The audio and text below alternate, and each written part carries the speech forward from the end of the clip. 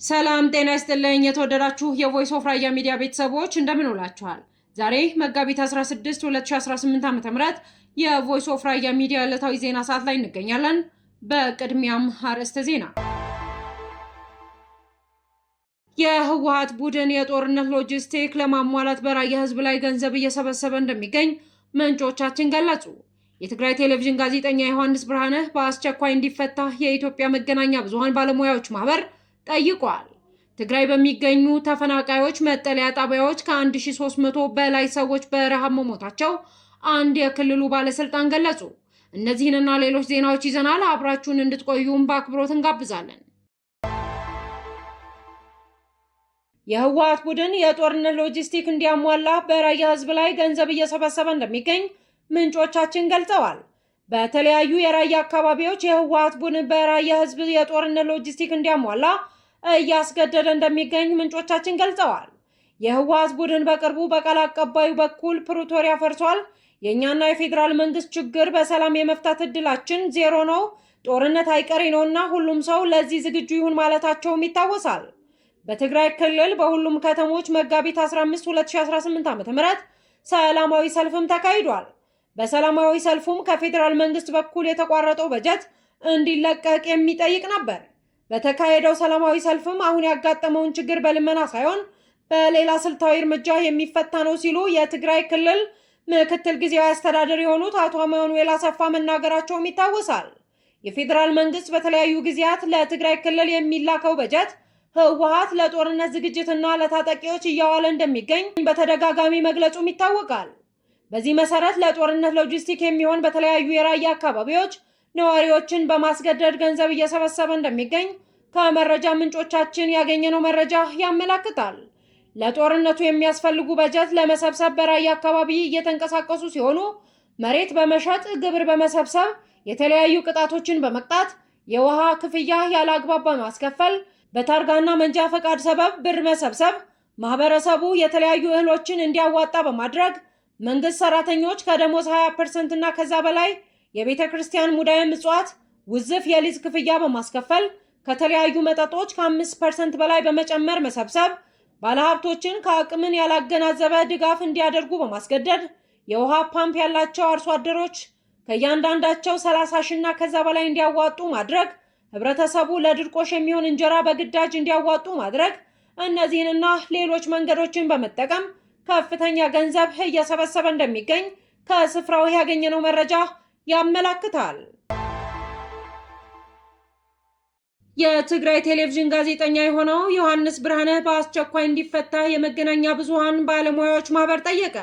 የትግራይ ቴሌቪዥን የዜና ክፍል ባልደረባ ጋዜጠኛ ዮሐንስ ብርሃነ ይህ ህገ መንግስታዊ አፈናና እስር እንደተፈጸመበት የኢትዮጵያ መገናኛ ብዙሃን ባለሙያዎች ማህበር ገለጸ። ህገወጥ ያለውን ይህን ድርጊት በጥብቅ ያወገዘው ማህበሩ ጋዜጠኛው በመቀሌ ከተማ ሲቪል በለበሱ ሰዎችና ሰሌዳ በሌለው ተሽከርካሪ ታፍኖ መወሰዱን ማረጋገጡንም ጠቅሷል። ጋዜጠኛ ዮሐንስ ብርሃነ ይህ ህገ መንግስታዊ አፈናና እስር እንደተፈጸመበት የኢትዮጵያ መገናኛ ብዙሃን ባለሙያዎች ማህበር ገልጿል።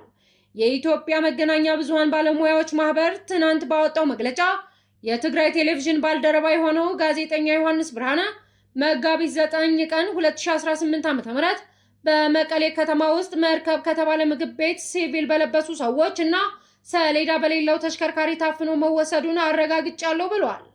የኢትዮጵያ መገናኛ ብዙሃን ባለሙያዎች ማህበር በትግራይ ቴሌቪዥን የዜና ክፍል ባልደረባና ዳይሬክተር በሆነው ጋዜጠኛ ዮሐንስ ብርሃነ ላይ እየተፈጸመ ያለው ህገወጥ አፈና በጽኑ ያወግዛል ብለዋል። ጋዜጠኛው ባለፈው መጋቢት 9 ቀን ከመቀሌ ከተማ መርከብ ከተባለ ሬስቶራንት ውስጥ ሲቪል በለበሱ ሰዎች ተይዞ ታርጋ በሌለው ተሽከርካሪ ታፍኖ መወሰዱንም ማህበሩ ማረጋገጡንም ገልጿል።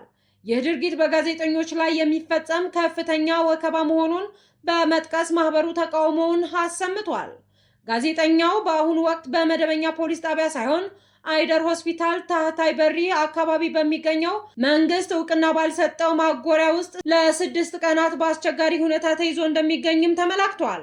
የባለሙያዎች ማህበሩ ጋዜጠኛ ዮሐንስ ብርሃነ ያለምንም ቅድመ ሁኔታ በአስቸኳይ እንዲፈታ የጠየቀ ሲሆን የክልሉ መንግስት ጋዜጠኞች ላይ የሚያደርሰውን ህገወጥ አፈና እንዲቆምም ጥሪ አቅርቧል። የማህበሩ ጸሐፊ ዳዊት አስታጥቄ ይህ ጉዳይ አሳሳቢ መሆኑንም አብራርቷል። የጋዜጠኞች የሙያ ማህበሩ በዚህ መግለጫ ዮሐንስ ብርሃነ በአስቸኳይ ያለምንም ቅድመ ሁኔታ እንዲፈታም ጠይቋል።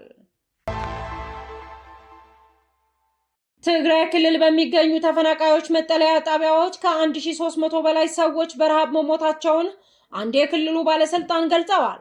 በትግራይ ማህበራዊ ጉዳይ ቢሮ ዳይሬክተር የሆኑት አቶ ገብረስላሴ ታረቀ የሰብአዊ ድጋፍ አቅርቦት እየቀነሰ በመምጣቱ ሁኔታው ይበልጥ አሳሳቢ እየሆነ መጥቷል ሲሉ አስጠንቅቀዋል።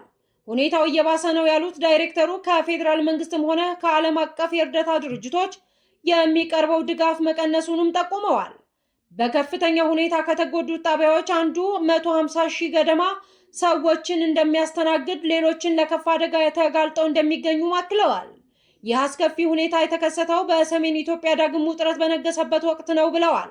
የፌዴራል ባለስልጣናት ህወሓትን ከኤርትራ ጋር ግንኙነት አለው በሚል መክሰሳቸውንና በሁለቱ ሀገራት ድንበር ላይ ወታደሮች መከማቸታቸውን ሌላ ስጋት ሆኗል ብለዋል። አሜሪካ ከራሷ ጋር እየተደራደረች ነው ስትል ኢራን ገለጸች። የኢራን ወታደራዊ ቃል አቀባይ አሜሪካ ከራሷ ጋር እየተደራደረች ነው ሲሉ በንቀት ገልጸዋል። እንደኛ ያለ አካል በፍጹም እንደናንተ ካለው ጋር ስምምነት ላይ አይደርስም በማለት በሁለቱ ሀገራት መካከል ያለውን የዲፕሎማሲያዊ ግንኙነት ምን ያህል የሻከረ መሆኑን አመልክተዋል። ይህ አስተያየት የተሰጠው ዶናልድ ትራምፕ ኢራን ስምምነት ለማድረግ በጣም ትፈልጋለች ካሉ በኋላ ሲሆን ትራምፕ ማክሰኞ ዕለት ኢራን ለአሜሪካ እጅግ ከፍተኛ ዋጋ ያለው ትልቅ ስጦታ ሰጥታለች ሲሉ መናገራቸውም ይታወሳል። ባልተረጋገጡ መረጃዎች መሰረት አሜሪካ 15 ነጥቦችን የያዘ የሰላም እቅድ ለኢራን አቅርባለች። ይህ እቅድ ኢራን የኒውክሌር ተቋሞቿን እንድታፈርስ የሚጠይቅ ሲሆን በምላሹም የተጣሉባትን ማዕቀቦች እንደሚነሱላትም ገልጸዋል። ሆኖም የኢራን ባለስልጣናት በዚህ ነጥቦች ላይ ያላቸውን አቋም እጅግ የጠበቀና ለአሜሪካ እጅ የማይሰጡ መሆናቸውን በይፋ እየገለጹ ይገኛሉ። በሌላ በኩል ሁኔታው ይበልጥ አሳሳቢ እየሆነ መምጣቱን የሚያሳዩ መረጃዎች እየወጡም ይገኛሉ። የቢቢሲ አጋር የሆነው ሲቢኤስ ኒውስ እንደዘገበው ፔንታጎን ወደ ኢራን የሚላኩ ወታደሮቿን በማዘጋጀት ላይ ይገኛል። ወታደሮቹ መቼና የት ቦታ እንደሚሰማሩ በትክክል ያልታወቀ ሲሆን የዋይት ሀውስ ቃል አቀባዮች እስካሁን በዚህ ጉዳይ ላይ በይፋ የሰጡት አስተያየትም የለም።